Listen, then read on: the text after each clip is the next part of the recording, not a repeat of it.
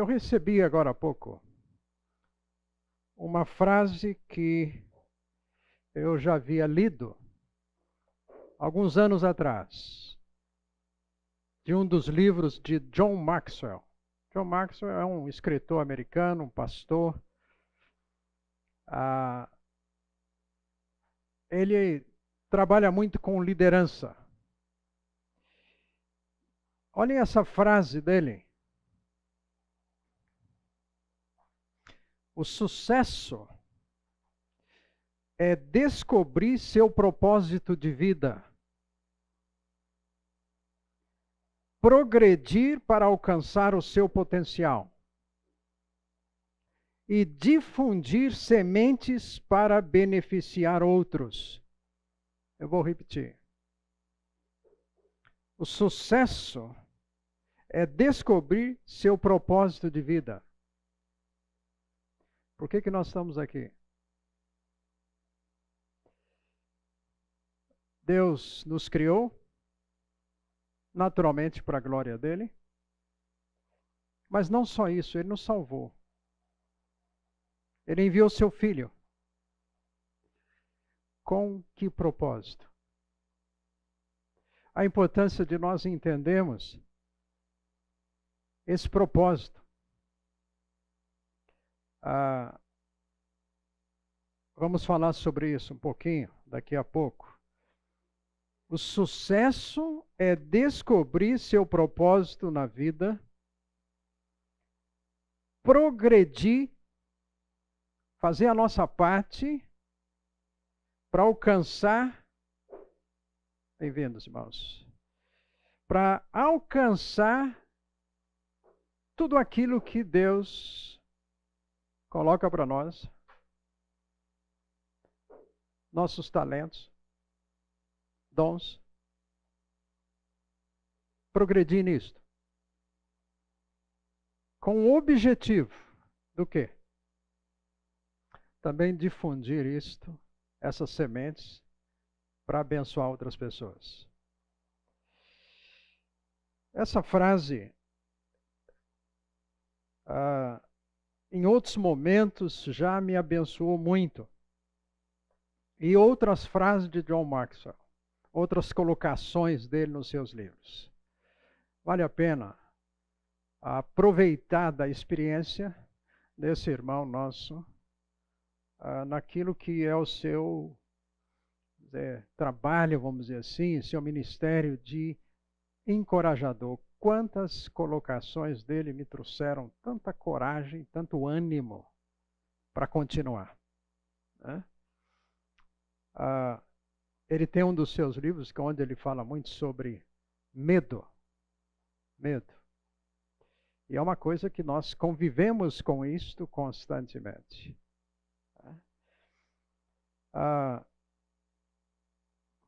Nós estamos aqui, nesse grupo, reconhecendo que todos nós aqui somos discípulos de Jesus. Estamos aqui para aprender dele, caminhar com ele. E como até Adalberto orou, daqui a pouco estamos todos lá. Esse é o nosso caminho. Pela volta de Cristo, ou se o Senhor tocar trombeta para cada um aqui, pode ser um dia para cada um, né? Não precisa ser todo mundo junto. O fato é que nós somos discípulos dele. E se nós somos discípulos, naturalmente nós estamos seguindo a ele. Ele falou várias vezes: se alguém quer me seguir, anda após mim. Paulo, quando fala aos Colossenses, diz assim: assim como você recebeu a Cristo, assim você ande com ele. A carta de Paulo aos Efésios enfatiza muito esse verbo, andar. Andar. Então, o desafio para nós, no dia de hoje, gente, é andarmos com Jesus. Nós não estamos sós. Em momento nenhum estamos sós. E nisto, é importante lembrarmos, gente, que Ele não só está conosco, mas é um irmão mais velho nosso, o primogênito entre muitos irmãos, como a expressão bíblica, que nos ama. Que nos ama. Deu propósito para a nossa vida. Ele veio, sua vida não foi fácil,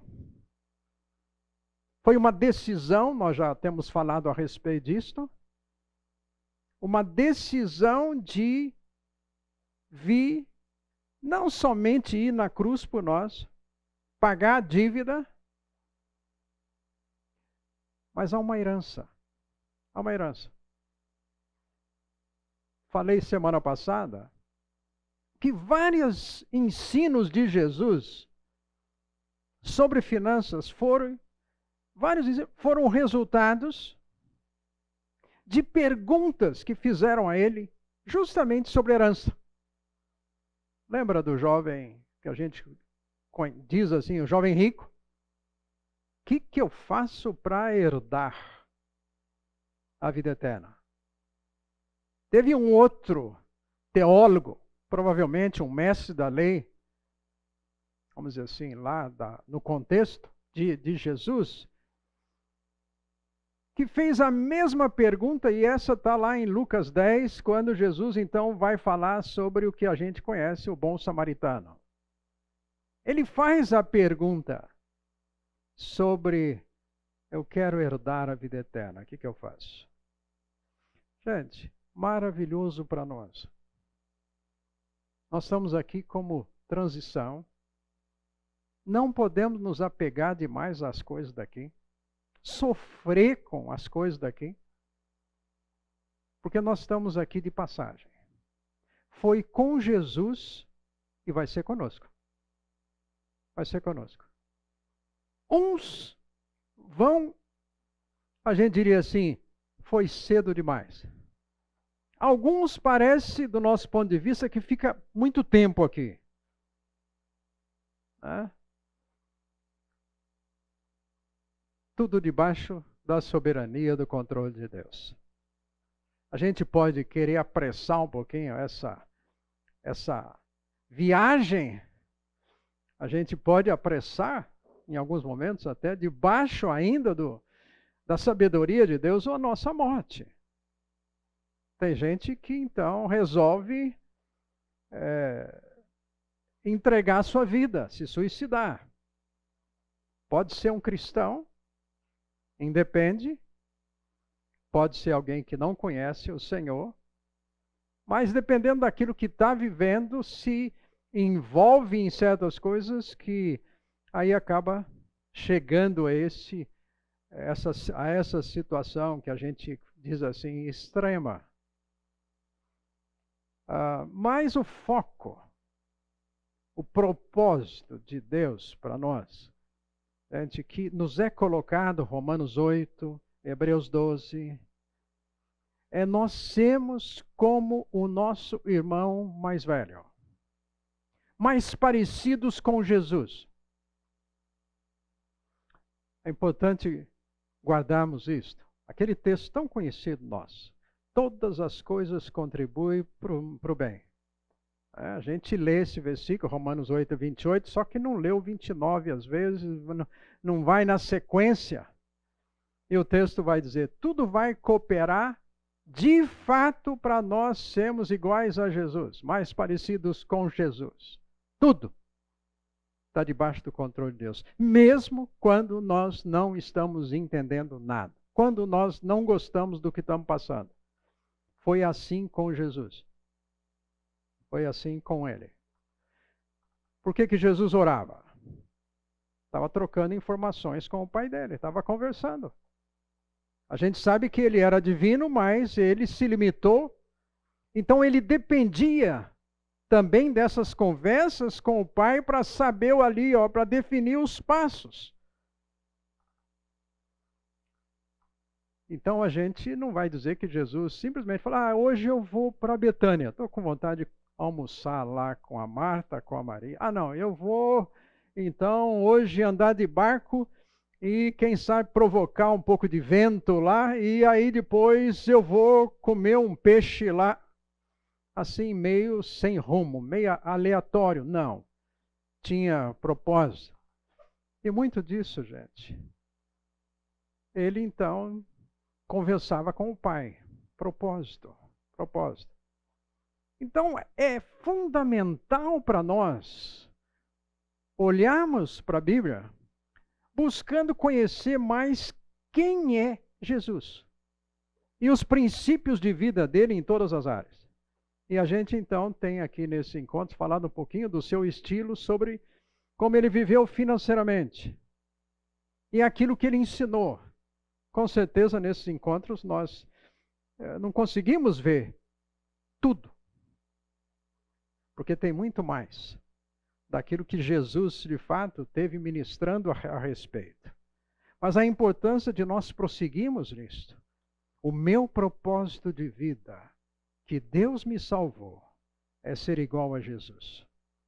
Por isso, ele disse assim: se alguém quer me seguir, a si mesmo se negue, tome a cruz diariamente. Esse é um princípio maravilhoso. Para nos livrarmos de medo, de ansiedade, é viver um dia após o outro. É viver agora cedo. Porque o que nos traz preocupação é amanhã. É o como será. Como será. Aí eu penso na segunda, não vivo hoje. Chega na segunda, eu estou ansioso com o resto da semana, aí menos ainda eu vou viver segunda, a terça, não vivo bem. É um princípio. Mas ele diz: tome a cruz diariamente. A si mesmo se negue. O que quer dizer isso? É deixar os meus princípios para assumir os princípios dele. Deixar o meu estilo de vida para assumir o estilo de vida dele. Aprender com Jesus, é segui-lo. E ele disse quando ele falou esse texto ali em Lucas, no caso, na referência a Lucas, capítulo 9, foi a primeira vez que ele tinha dito para os discípulos que ele iria para Jerusalém e iria sofrer e morrer. Então foi naquele momento ali que o Pedro chama ele de lado e fala assim: Jesus, o que é isso?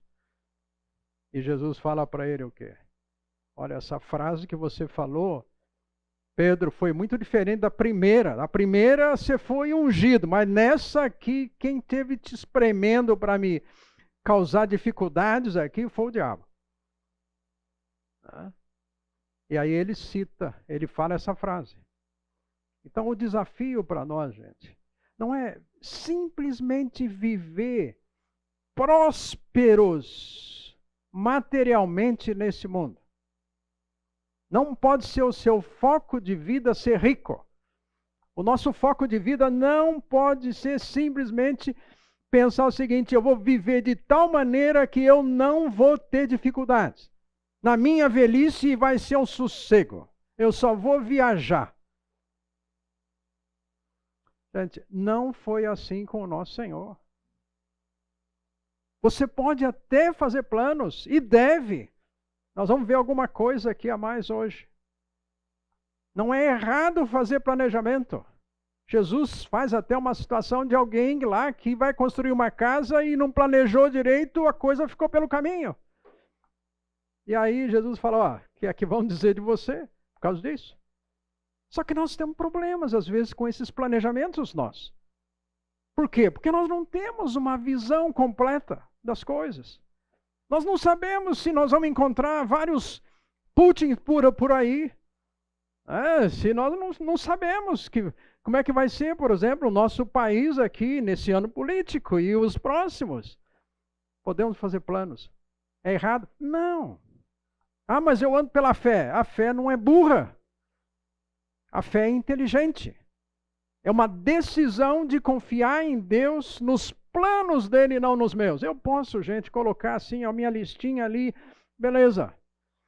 E simplesmente o Senhor vem e puxa a minha folha. E ele muda tudo. Então, fundamental para nós, essa confiança de que os planos dele, o propósito dele está acima dos meus. Entrega o teu caminho ao Senhor. O que ele fala para nós? pega a sua folha, entrega. O Senhor vai ver se é compatível com os planos dele. Eu não entrego para dizer, Jesus, olha, o negócio é o seguinte, está aqui, ó. Esses são os planos. Por favor, me abençoe neles. Só que a gente mais ou menos vive assim. Vive dessa maneira. Os nossos planos vão dar certo. Gente, os planos dele vão dar certo sempre. Apesar do Carlos. Apesar de nós. Tá? Nessa relação de Jesus com os discípulos, Jesus teve várias situações onde ele convida discípulos para segui-lo. Em Lucas tem um caso ali, um texto de resume ali de 3 situações, de 3 discípulos. Situações diferentes. Contextos diferentes. O primeiro foi um mestre da lei, um rabino. Encontrou Jesus, estava lá andando um pouco com Jesus, aí chega uma hora ele falou assim, olha, eu vou com o Senhor para qualquer lugar. Eu vou segui-lo para qualquer lugar. Acho que Jesus olhou para ele assim. Muito bom. Fico feliz por isso. Mas deixa eu dizer uma frase para você um pouquinho. Todo mundo tem cama. Os passarinhos, as raposas, mas o filho do homem não sabe onde vai dormir cada dia. Não sabe onde vai encostar a sua cabeça. O que Jesus está dizendo? Você quer me seguir? Não prometo para você conforto, comodidade. Porque o que eu vivo, talvez não é o mesmo colchão que o seu. Não sabemos o que esse mestre da lei fez. Mas o fato é que Jesus deixa claro para nós que não necessariamente a nossa vida, gente, será de comodidade, mas será da presença dele conosco sempre. Isso que é importante. O Senhor é o meu pastor. Gostamos do Salmo 23. Mas é Ele que é o pastor. E é Ele que pode nos conduzir diante de vales de sombra de morte, diante de mesa de inimigos, mas Ele diz assim, certamente eu vou estar com você com fidelidade e bondade todos os dias da sua vida. Então o que eu preciso, que nós precisamos ao seguir a Jesus, gente, é reconhecer todo o senhorio dele e toda a nossa entrega a ele. O nosso foco de vida não pode ser aquilo que ele diz lá no sermão, que a gente diz, Sermão do Monte. Você não pode ter 2 senhores na sua vida. Ou é o Senhor, ou é grana, ou é mamon. Tá? Não posso viver a minha vida em função da vida material, dos recursos materiais. Mas ele, no mesmo contexto, ele diz assim, você vai me buscar em primeiro lugar, meu reino, e eu vou acrescentar na sua vida. Eu vou dar a você o que eu julgo que é necessário, oportuno, significativo para você cumprir o propósito de vida que eu tenho para você. Isso é segurança para nós. Quando nós passamos momentos de dificuldades, sejam eles de que tipo for, eu posso dizer, Senhor, o Senhor está comigo, não está? Estou. O Senhor me ama, não ama? Sim. O Senhor vai me deixar? Não. O Senhor vai deixar eu passar? Vou. Mas por que o Senhor vai deixar? É porque eu tenho um propósito de você aprender comigo. E nós dois nos tornarmos mais parecidos. Entende? Ele fala então da herança. A herança garantida para nós está lá. Está lá. O foco está lá. É interessante olhar, gente, eu gostaria de fazer isso agora, convidar você para abrir a sua Bíblia em 1 Pedro, porque Pedro foi um daqueles discípulos que assumiu uma certa liderança, inclusive essa liderança foi comissionada mesmo pelo Senhor. Ele se tornou um líder ali entre os 12, um líder da igreja chamada primitiva, lá em Atos.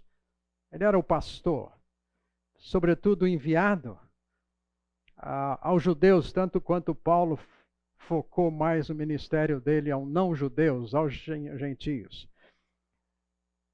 É muito, gente, curioso ver nos evangelhos o quanto que Jesus e Pedro tiveram de situações juntos.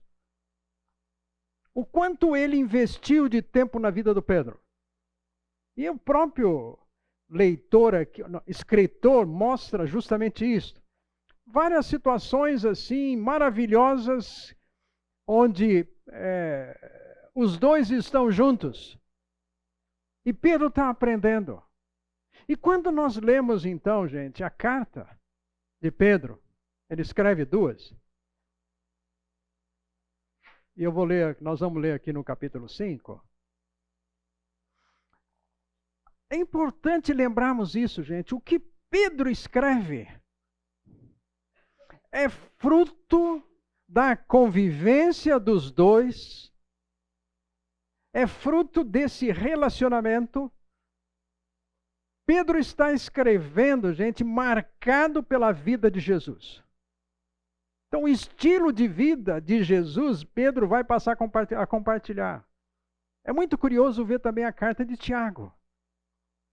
Tiago, mais do que um discípulo, ele era o irmão do Senhor, irmão carnal. Irmão que por toda a vida de Jesus não creu em Jesus.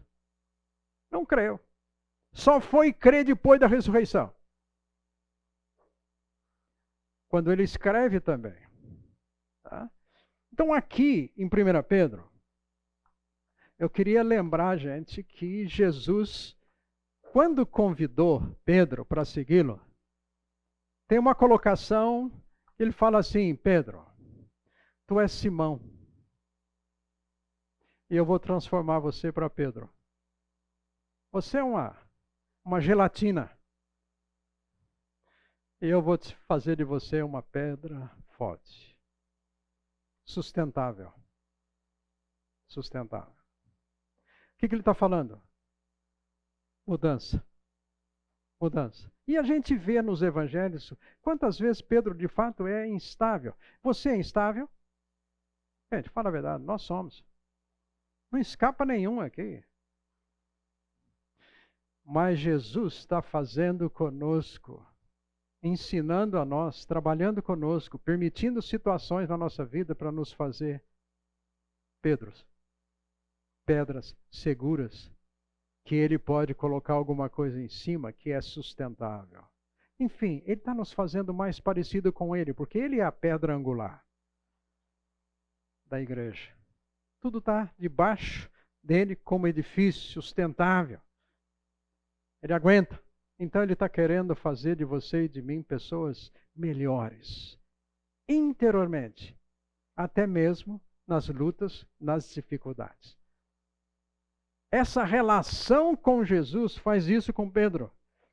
Interessante que foi com Pedro que Jesus, por 2 vezes, fez 2 grandes pescarias. 2 vezes, Pedro diz: eu não peguei nada. A noite toda, pesquei. Ele era experiente, ele tinha empresa. Gente, lembrem disso. São detalhes importantes. Pedro tinha uma empresa. Ah, mas não é uma empresa como... Gente, contexto deles lá, Pedro, eles tinham lá, junto com os outros, empresa. Sabia pescar. Tinha experiência. Jesus, eu pesquei a noite inteira e nada. Mas já que o senhor está falando para eu jogar do outro lado da rede, eu vou jogar. E aí fez toda a diferença. Gente, 2 vezes. Na segunda vez, inclusive o Pedro, já lembrando da primeira do que havia acontecido, mais do que nunca, ele falou, é o Senhor. É o Senhor.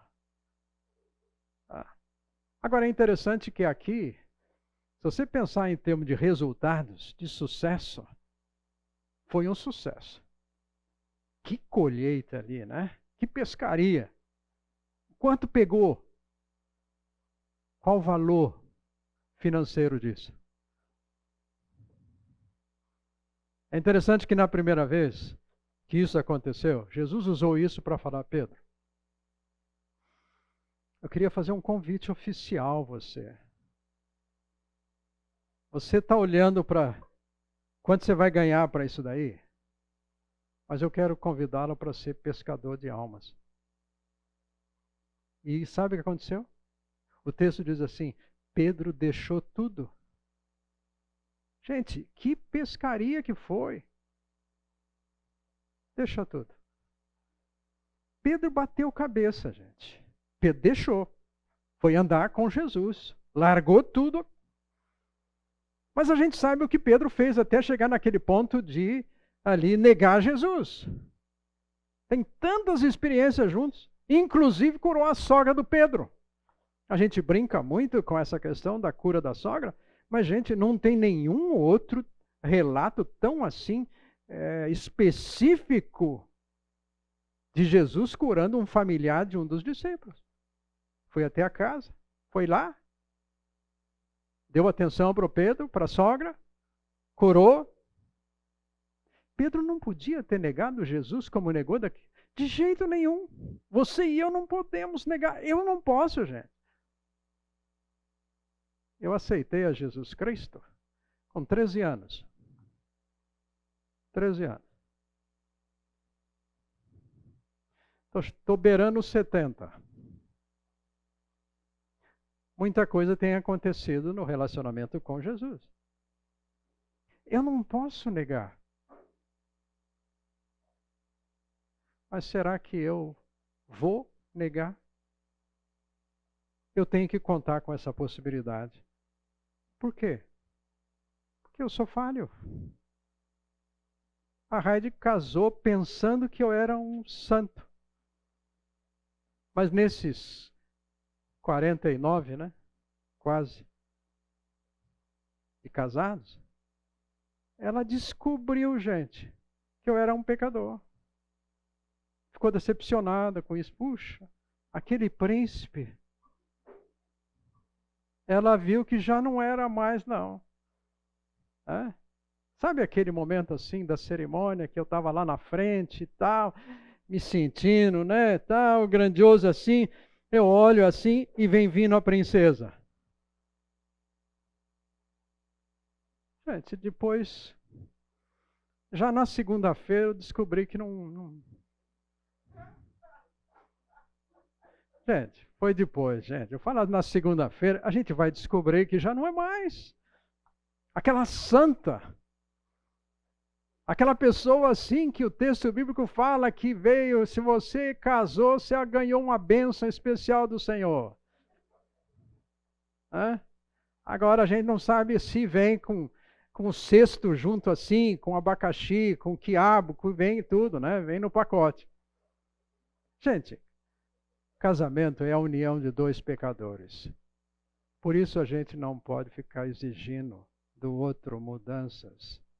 Nós vamos deixar que o Pai que deu, ele faça as mudanças no outro. Tá? Agora, a segunda vez que Jesus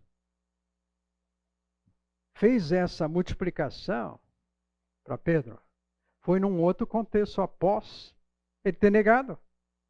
Foi um momento de renovação. Jesus vai a ele e faz o que fez para falar, Pedro, eu sei quem você é, eu sei que você não consegue, mas eu confio em você. eu quero colocar diante de você uma responsabilidade que eu não estou dando para ninguém. Pastorei as minhas ovelhas. Jesus falou para ele 3 vezes isso, repetiu 3 vezes, para ele não esquecer não. Para reforçar mesmo o amor do Senhor por ele. Gente, isso é conosco. Nós vamos tomar decisões erradas na nossa vida, inclusive financeira. Mas eu quero dizer para você, não pare por isso. O mundo não acabou. O Senhor ainda vai olhar para você e para mim e dizer assim, olha, vamos lá. Vamos lá, você está caminhando comigo para se tornar mais parecido comigo. Então ainda tem tempo. Nada de ficar se martirizando por situações erradas, decisões passadas. E sabe que a gente vai confiar, gente? Na graça de Deus. E aqui agora que nós vamos ler o texto. 1 Pedro. Onde nós vamos olhar para esse texto aqui, para esses versículos. Gente, eu quero então concluir os nossos estudos aqui dizendo que o seu sucesso financeiro, o seu bem-estar financeiro, tem que ser fruto da graça de Deus. Você pode fazer o que você quiser. Deus vai ter que intervir graciosamente e poderosamente na sua vida, para através daquilo que Ele dá para você nas suas mãos, e você como mordomo vai usar isto como aquele homem que foi lá e multiplicou os seus talentos, e o Senhor vai dizer, servo bom e fiel, eu só te dei um pouco e você soube usar, então olha, eu vou te dar mais no meu reino. Então, os recursos aqui, gente, o que Deus nos dá aqui, o que Jesus nos dá, é para Ele usar, visando nos dar mais no seu reino. Então nós vamos procurar com sabedoria, usar o melhor que podemos, com os princípios que temos aqui na sua palavra. Então eu vou ler aqui, no capítulo 5 de 1 Pedro, o versículo 5. Da mesma forma, jovens, sujeitem-se aos mais velhos. Sejam todos humildes uns para com os outros, porque Deus se opõe aos orgulhosos, mas concede graça aos humildes. Portanto, humilhem-se debaixo da poderosa mão de Deus, para que Ele os exalte no tempo devido. Lancem sobre Ele toda a sua ansiedade, porque Ele tem cuidado de vocês. Estejam alertas e vigiem. O diabo, inimigo de vocês, anda em derredor como leão rugindo e procurando alguém que possa devorar. Resistam-lhe. Permaneçam firmes na fé, sabendo que os irmãos que vocês têm em todo o mundo estão passando pelos mesmos sofrimentos. O Deus de toda graça, que os chamou para a sua glória eterna em Cristo Jesus, depois de terem sofrido durante um pouco de tempo, os restaurará, os confirmará e lhes dará forças e os porá sobre firmes alicerces. A Ele seja o poder para todo sempre. Amém. Gente, o que eu quero nesse texto aqui salientar para nós? Você quer promoção? Você quer melhorar de vida? Queremos. Queremos. Se você está ganhando 30, se o patrão aumentar para 40, você não vai reclamar. Você vai chegar aqui e falar assim, gente, vocês não sabem a bênção que eu tive essa semana. O meu patrão. Gente, nós estamos dispostos a ter mais recursos. Promoção. Não há dúvida disso. Tá? Deus sabe promover, sabe dar mais para você e para mim. É Ele que vai dar. E eu não posso confundir isto, gente. De onde vem? Se vem de Deus ou se verdadeiramente vem do diabo. Eu vou ter que fazer a escolha. Há princípios para isso. Que recurso eu quero? Tá? Então eu gostaria de lembrar, gente, aqui, que isto é graça de Deus. É iniciativa de Deus. Ele já fez isso enviando o Filho. Quanto mais ele diz em Romanos 8 as outras coisas. O dia a dia, o suprimento. Se a nossa maior necessidade, ele tomou a iniciativa de resolver o assunto, com a nossa salvação para hoje e para a eternidade, quanto mais, gente, as outras coisas, a direção de Deus para a nossa vida, o suprimento, as oportunidades, os seus sonhos. Todos nós temos certas expectativas. A questão toda é saber se essas expectativas estão diante da expectativa do nosso Senhor para a nossa vida. Então nós podemos descansar no plano dele. Então é importante sabermos, Deus, que essa promoção vem de Deus. Eu queria lembrar, gente, aqui, que essas promoções têm então o tempo de Deus. Nós vemos aqui que no versículo número 6, humilhai-vos debaixo da poderosa mão de Deus, para que ele os exalte no tempo devido. Tem hora.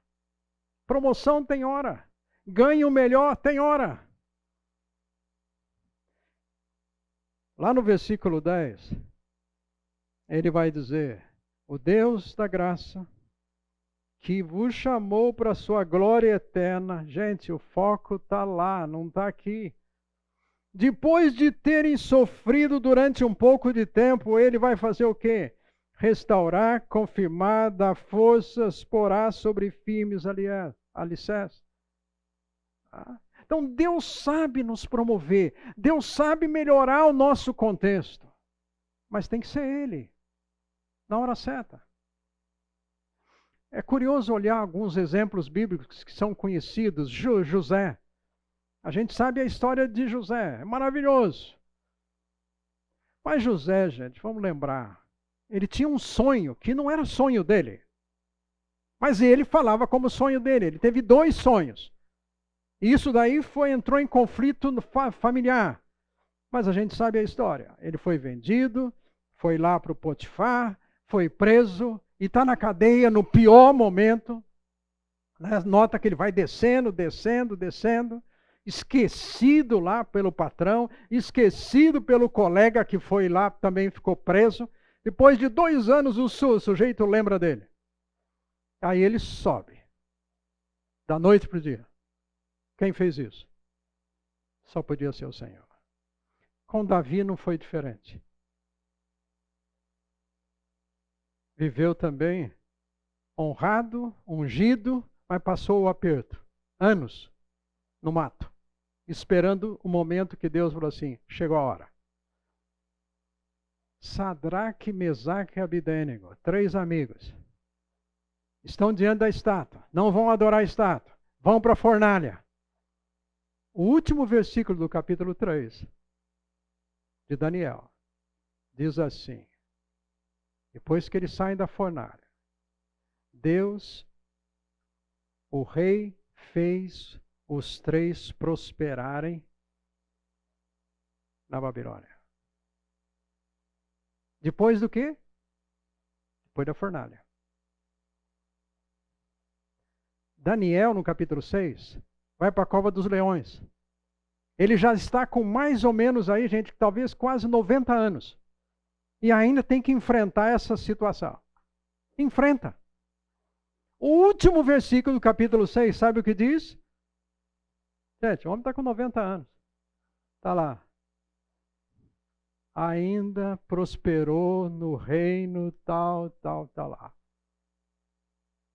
Passou pela cova dos leões. Prosperou. Como é que foi com Jesus? Ele é chamado Senhor depois do quê? Da cruz. Quando é que nós queremos prosperidade? Já nascer em berço esplêndido? Aliás, dizem, né? Vida fácil, gasta fácil. Ninguém quer que os filhos passem de qualquer dificuldade. Meu filho não vai passar, não. O que eu passei, ele não passa. Eu vou viver para isso, vou lutar para isso. Engano. Seu filho precisa saber quanto custa arroz e feijão. O pãozinho da padaria, ele precisa saber o custo. Senão ele vai fazer igual lá o chamado filho pródigo. Não vai dar valor. Mas nós queremos saber o quê? Eu vou dar o melhor para o meu filho. Mas tem que dar trabalho também. Tem que sentir que ele passa dificuldades. Para quê? Para ele aprender a depender do mesmo Deus, o Senhor, que você depende. Então, às vezes, livrar os nossos filhos de certas situações não é bom para eles para frente. Pode ser no momento. E Deus, no tratar conosco, gente, Ele está sempre enxergando da gente sair um pouquinho melhor das circunstâncias que passamos. Então Ele, no tempo dele, vai fazer isto. Aí em 1 Pedro, enfatiza o fato que o nosso Deus é poderoso e gracioso. Ele tem uma mão poderosa. Não há situação que Ele não possa dar um jeito. Tá? Tem o tempo dele e Ele sempre será gracioso, justo. Como é que Ele combina isso daí? Eu não sei. Tá? Eu tenho a minha justiça. Às vezes eu acho que Deus é mais um pouco devagar. Tá? Principalmente para bater nos outros. Comigo eu peço para Ele tenha misericórdia. Seja longa aí a sua graça. Tá? Mas, gente, esse texto aqui, nós estamos falando de sermos iguais a Jesus. Aprendemos o estilo de vida de Jesus, o ensino de Jesus. E ele vai dizer aqui algo que é muito importante no nosso entendimento de nos parecermos com Jesus, quando ele diz que Deus resiste aos soberbos, mas dá graça dele para os humildes. Humildade é alguma coisa que Deus quer ver em nós. Deus não abre mão de que nós, como seus filhos, sejamos humildes. Por quê? Porque essa é a característica, eu diria, que foi fundamental para Jesus vir, para estar entre nós. Filipenses 2 diz isso a respeito dele. Nós olhamos um pouco sobre a vida de Jesus, alguns acontecimentos, e ali então diz que, por causa de humildade, ele se tornou como um de nós, para viver como nós. E viveu simples, humilde. Então, ele vai querer produzir em nós, gente, esta mesma característica, humildade. O que é humildade?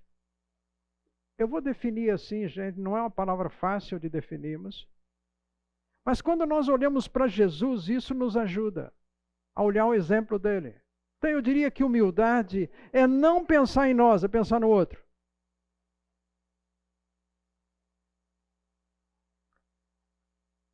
Deus fez isto conosco e Ele faz tudo porque Ele pensa em nós.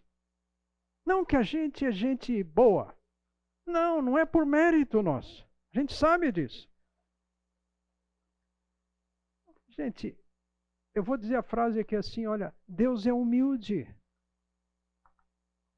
Na grandiosidade dele, Ele é simples. O nosso Deus e Pai é arroz com feijão, gente. É pastel de feira.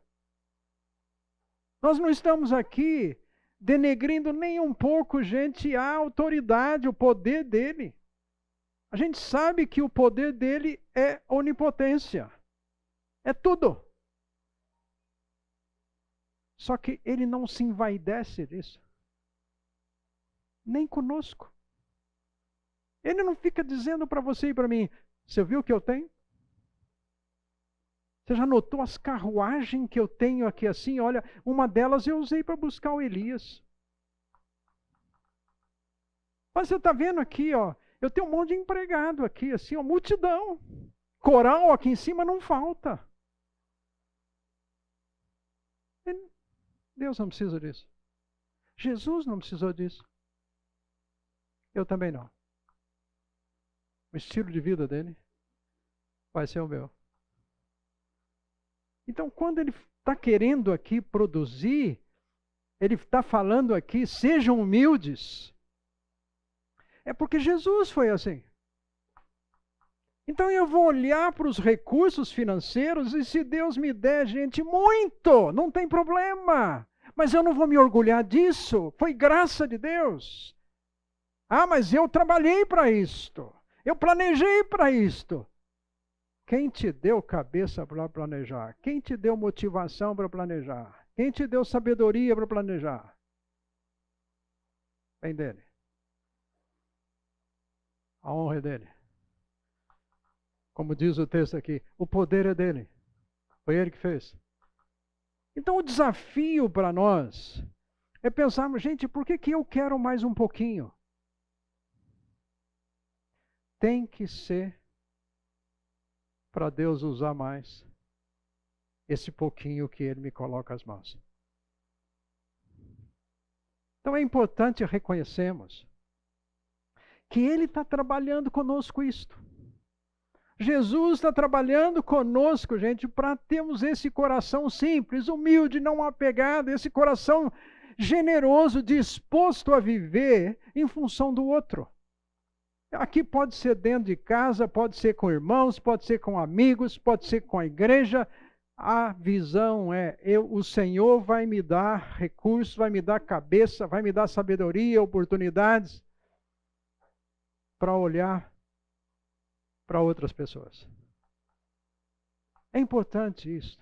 Então, por isso Jesus tem uma frase a respeito dele, que não necessariamente ele falou assim, exato como essa frase que está lá, que o apóstolo Paulo fala, e ele fala do exemplo de Jesus, da vida dele, e ele fala assim, mais bem-aventurado é dado que receber.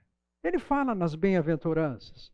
Mas essa frase é muito mais do apóstolo Paulo do que de fato que Jesus tenha dito isso.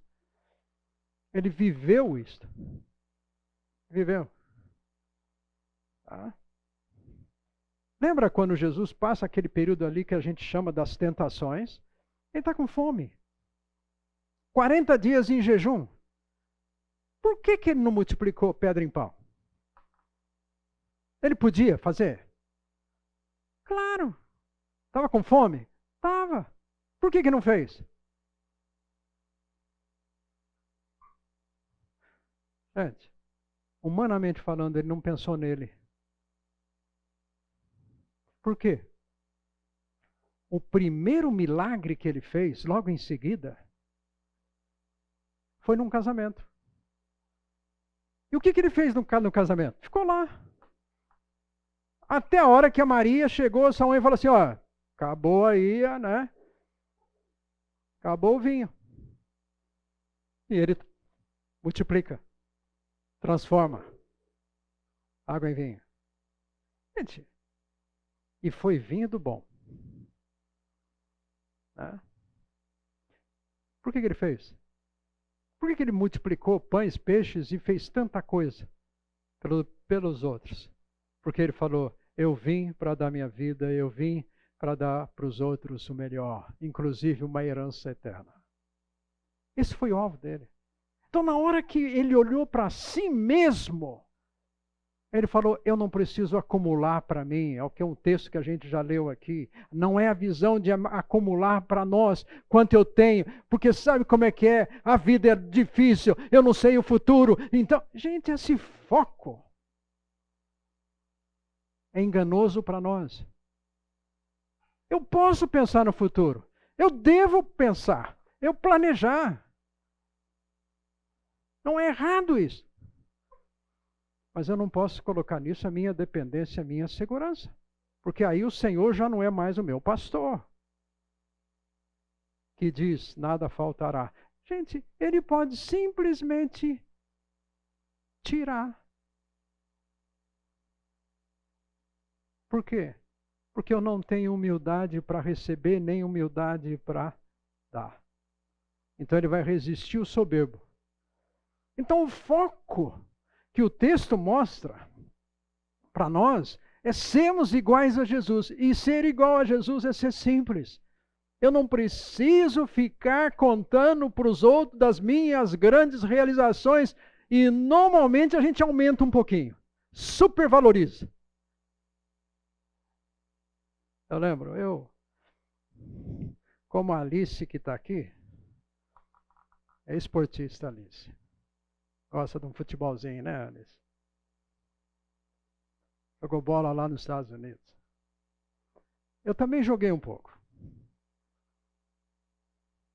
Fiz uma besteira na vida quando eu era lá, jovem. A minha cidade tinha um time, gente, e eu joguei nesse time. Futebol. Jogava basquete também. Mas eu joguei nesse time. Sabe qual é o nome do time? Gente, terrível. Eu não tinha cabeça. Esporte Clube Corinthians Casabranquense. Corinthians, gente. Gente, eu sou amigo do Adalberto, aí, então...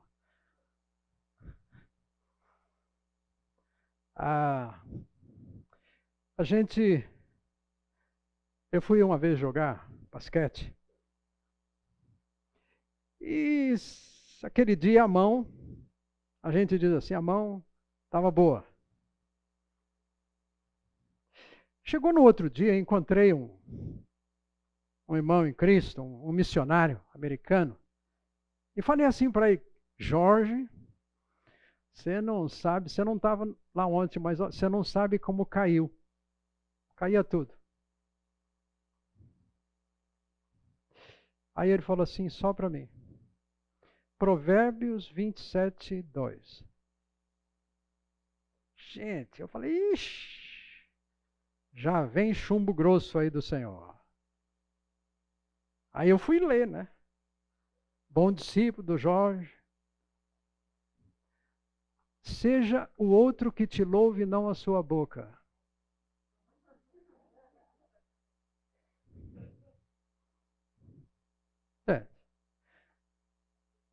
Humildade.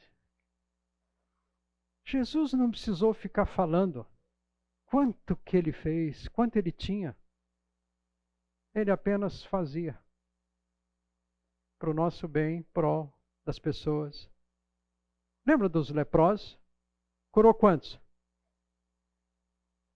Só um veio. E ele até perguntou, cadê os outros? Quantos daquela multidão, gente, realmente agradeceram? Mas ele não parou de fazer. Não parou de ajudar. E continua fazendo conosco até hoje. Então o alvo de sermos aí parecidos com Jesus, gente, é sermos pessoas simples. Que você vai pedir, Deus, por favor, use a minha vida. Se o Senhor me der recursos, use isto, Senhor. Se o Senhor me der talentos, use, Senhor, use a minha vida. Não há outra razão. Porque o meu Senhor veio para isso. E não foi fácil para ele. E nos contextos onde estamos, então, gente, vamos lembrar que será fundamental nós olharmos para Jesus que nem ele visou sempre pessoas na sua vida. Pessoas. Deus me use na vida de pessoas. Nos relacionamentos. Me use, Senhor. Não me deixe enferrujar, não. Não faça de mim alguém inútil que você vai botar na prateleira. Senhor, eu quero ser aquele instrumento que o Senhor vai trabalhando comigo mais parecido com o Senhor. Pode me usar como o Senhor deseja, para a glória do Pai. Não para a minha glória. Não para o meu nome aparecer. Não para colocar o meu nome lá assim, nome de rua. Tá vendo? Não precisa isso. Mas lá está sendo reconhecido. Cada copo d'água. Cada atitude, ele está vendo. Ninguém viu, não faz mal, ele está vendo. Ele já falou que está vendo. Então eu posso fazer isso. Uma outra aplicação aqui desse texto que eu queria chamar a atenção, muito prática, importante, e isso aconteceu essa semana.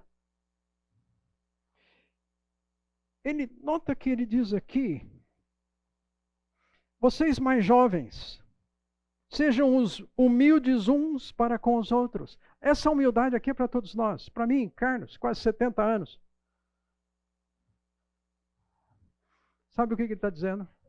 Saiba ouvir conselhos. Os mais velhos, os mais experientes. Eu falei aqui semana passada. Maridos, vamos fazer negócio? Ouça a esposa. Ouça a esposa. Ouça a esposa. Nós precisamos saber ouvir quando vamos fazer negócio. Quem sabe fazer negócio? Quem tem experiência disso? Gente, eu não sou uma pessoa, eu não sou negociante, eu sou pastor, gente. Eu quero ler na Bíblia. Tá?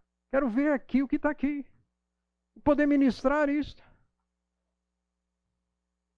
Então eu preciso saber ouvir, por exemplo, pessoas aqui que nem o Adalberto. Marcelo, que eu já falei aqui, que deu o curso aqui há 2 anos atrás, também sobre finanças, dentro de um outro foco, de provérbios. Então nós precisamos ouvir pessoas. Homens, nós precisamos ouvir pessoas. E para mim foi maravilhoso essa semana. O Isaac não está aqui hoje, mas vou citar o nome dele. O Isaac está num momento fazendo mudanças na sua vida financeira. Empresa, mudanças, Rosana e tudo mais estão ali e tal. E vendeu uma casa. Agora, o que eu faço? Gente, aconteceu uma coisa para mim maravilhosa. Sentamos com Adalberto. Isaac, o filho, eu, para trocar ideias do que fazer. Não sei se o Isaac já sabe o que vai fazer. Saiu ainda mais para conversar com a Rosana. Mas estava lá com o filho. Gente, todos nós trocando informações, pensando juntos, o que a gente pode fazer aqui? Nessa situação, nesse quadro. Gente, isso é humildade. Adalberto tem uma empresa que trabalha nessa área. Adalberto, por favor, não é empresa, é ministério. É ajudar outras pessoas a viverem melhor no seu negócio imobiliário. Gente, isso é bênção. Terminamos a reunião orando juntos. Senhor, por favor, nos mostre. Porque não é apenas simplesmente olhar para o quadro como um todo e falar, é isso daqui, vamos para cá. A gente pode dizer, Deus, o que o Senhor quer? Esse é o melhor? E o texto bíblico diz, e aí é claro em Provérbios, na multidão dos conselheiros tem sabedoria, tem vitória. Então aprendemos a ouvir uns aos outros, nada de orgulho. A gente ouve muito que os jovens de hoje simplesmente já entram para as empresas assim, ó, querendo subir. Meu pai já está velho, ultrapassado, tal, coisa assim, e outros assim, né, os de cabelo branco aqui, tudo, tal. E já está, não. Gente, a importância de sabermos, termos humildade para ouvir conselhos uns dos outros. Tá? Não pensem que Jesus fez as coisas o que fez sem conversar com o pai dele. Várias vezes ele perguntou para os discípulos, olha, o que vocês acham? O que estão dizendo a meu respeito? Ele não precisava, mas humildemente fez. Então a importância, gente, do corpo de Cristo, da família de Deus, seja coinonia, seja relacionamentos. Nós sabemos ouvir uns aos outros, valorizar isso.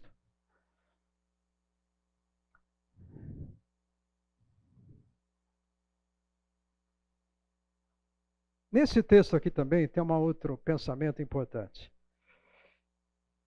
Aqui no versículo 8, eu vou dizer, cuidado com o barulho que o diabo faz, o rugir dele. Gente, nós vivemos num mundo inseguro. Estamos vendo aí a situação lá na Ucrânia.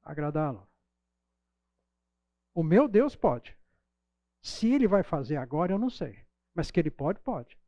Ele pode abrir uma porta, trabalho, mudar uma situação, pode. Que hora que ele vai fazer? Eu me submeto àquilo que ele tem de melhor. No tempo dele, no tempo oportuno. E nesse tempo, ele vai estar produzindo aqui em nós, gente, em nós. Ele está nos fazendo pessoas melhores de dentro para fora, não é de fora para dentro. Então eu posso confiar nele. E sabe, eu confio, o medo, ó. 1 João diz sobre o medo. Não há compatibilidade entre um amor e o medo. Ele diz, a fé no amor dele lança fora o medo. O medo, ele diz, gera em nós castigo. Pânico. Sabe de onde vem doença de pânico? Pânico é resultado do medo. Eu vejo as coisas. Ah, vai acontecer comigo. Comigo dá tudo errado. Eu vou assumindo isso. O receio do que Deus pode fazer. Gente, eu não posso duvidar do amor dele. Romanos 8 diz, se Deus é por nós, quem será contra nós? Nada e ninguém. É o que ele vai dizer no final, né, no restante do capítulo 8. Nada pode nos separar do amor de Deus. Nada. E se eu já dei, ele ainda fala assim, Paulo, e se eu já dei Jesus graciosamente, quanto mais as outras coisas que eu vou dar também graciosamente.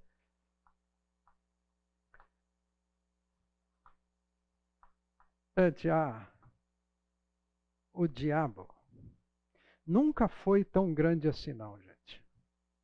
Nunca foi. É um ser criado por Deus.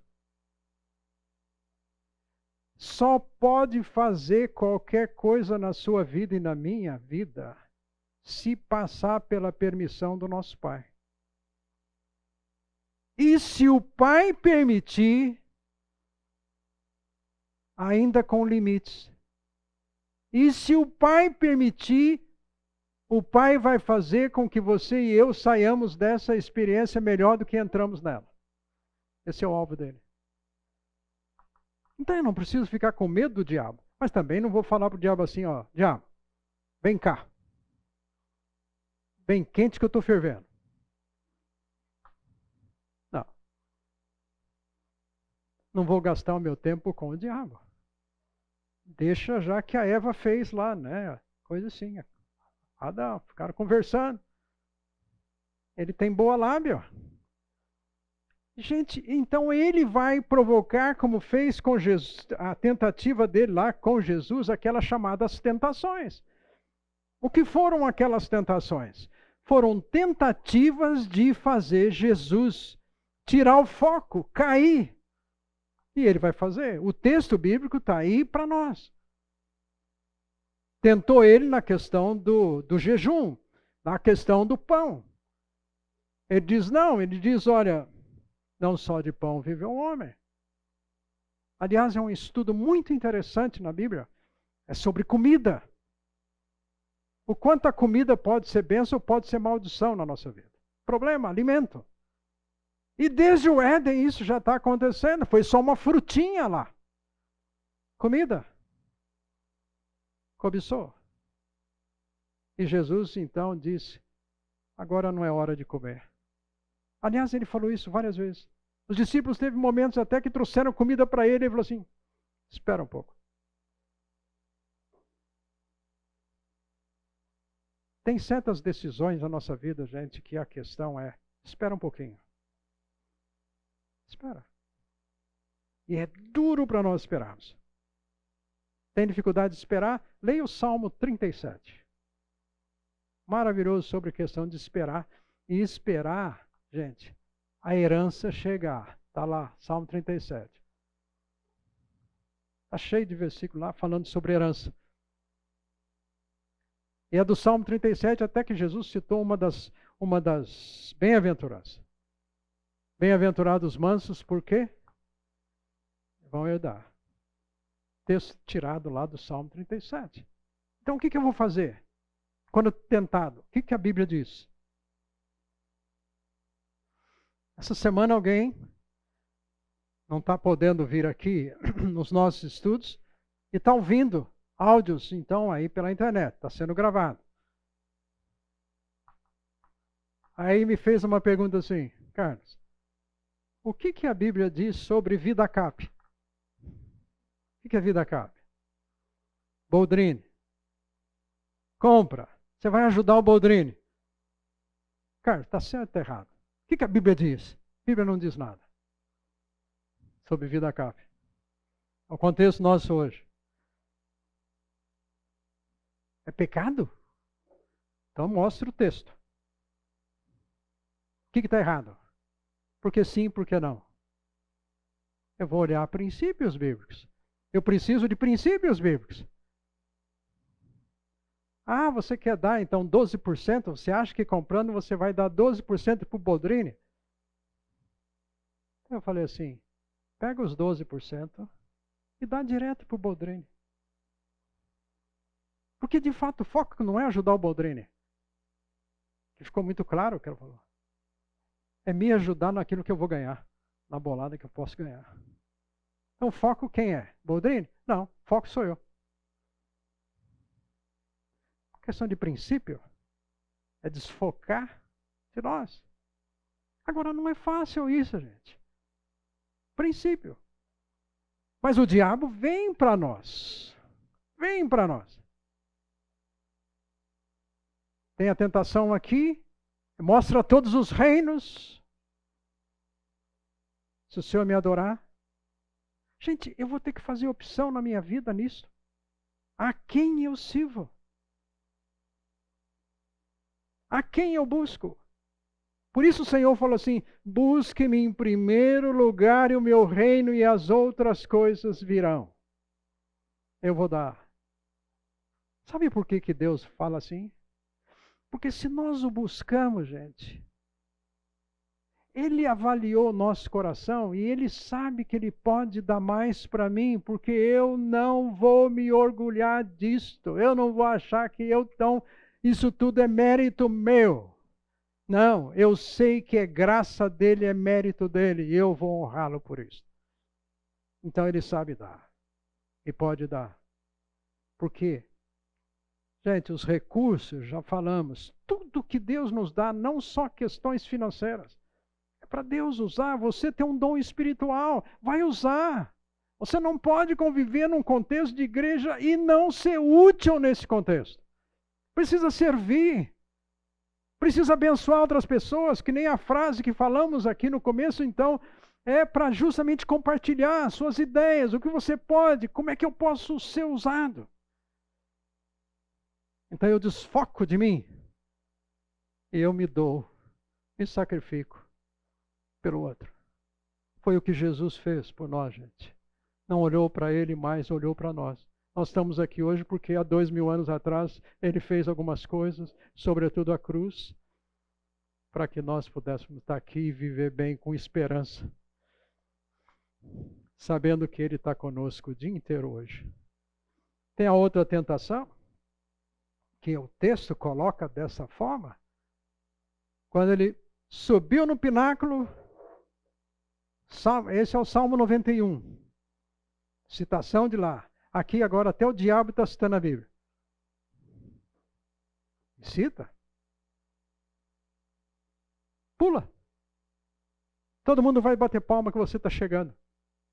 Sabe o que ele está querendo dizer? Tirar da vida de Jesus a cruz.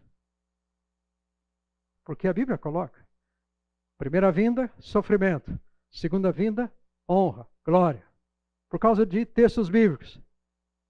Então o diabo está querendo apressar isto. Por quê? Porque não tendo a cruz, não tem derramamento de sangue, não tem perdão para nós, gente. Não tem garantia de salvação.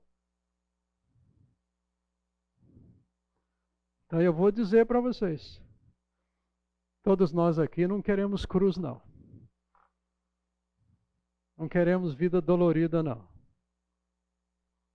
Mas nós precisamos. Faz parte de nos assemelharmos a Jesus. Gente, eu não estou com apologia aqui assim, né? Que a vida boa é a vida que sofre, é do pobre, é do miserável. Então agora eu venho aqui na fonte só como, né? Descalço e aí, né? Não. Não. Mas eu estou caminhando para a eternidade. Nós estamos caminhando para lá. Cuidado, gente, que senão a nossa maletinha, a bolsa, né? Vamos dizer assim, a bolsa de vocês mulheres, não carregar demais coisas assim que, né? Tem tudo para todos os momentos assim, fica muito pesado. Gente, vamos estar caminhando para estar com o Senhor. Vida útil nas mãos dele.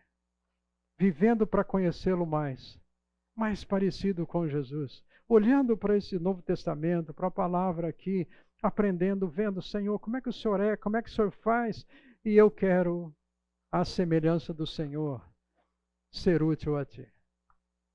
Gente, que o Senhor continue a ministrar na nossa vida. Vamos lembrar, nós estamos indo para casa, mas o Senhor vai conosco.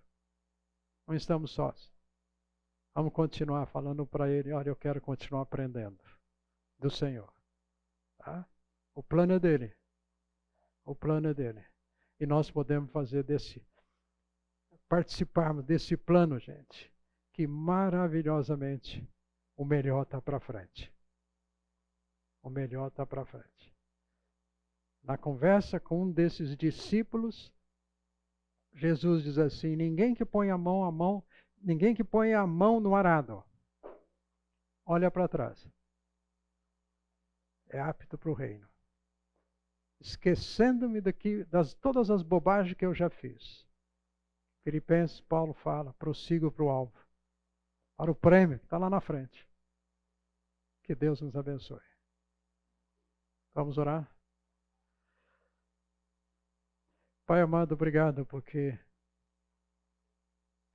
na sua grandiosidade o Senhor fez com que nós conhecêssemos ao Senhor. A tua palavra chegou até nós. Senhor, obrigado. Porque o Senhor fez o que não podia fazer. Um plano de substituição do nosso pecado através do seu próprio Filho. Foi por amor. Só amor, só graça. Então, Senhor, obrigado. Porque o Senhor fez habitar em nós ainda o Espírito Santo e Ele nos ensina, Ele nos orienta, Ele fala conosco, Ele nos encoraja. Ele nos ajuda a aprender da Tua Palavra, nos coloca num contexto de corpo, de igreja. Ó Deus, obrigado por isso. Obrigado pelos meus irmãos amados aqui, Senhor. Os abençoe no dia a dia deles, ó Deus. Eu não sei as suas lutas, mas como é bom saber que o Senhor sabe. E o Senhor sabe tratar com cada um de nós, de forma pessoal. E vivemos todos aqui juntos, Senhor, para a eternidade com o Senhor. Obrigado porque tudo isto não é uma esperança vazia, mas é uma certeza baseada nas Tuas promessas e não simplesmente nos nossos desejos. Senhor, que a Tua graça, Tua paz, misericórdias esteja sobre todos nós, pois nós dependemos do Senhor para vivermos esse dia. Senhor, é no nome bondoso de Jesus que oramos. Amém, Senhor.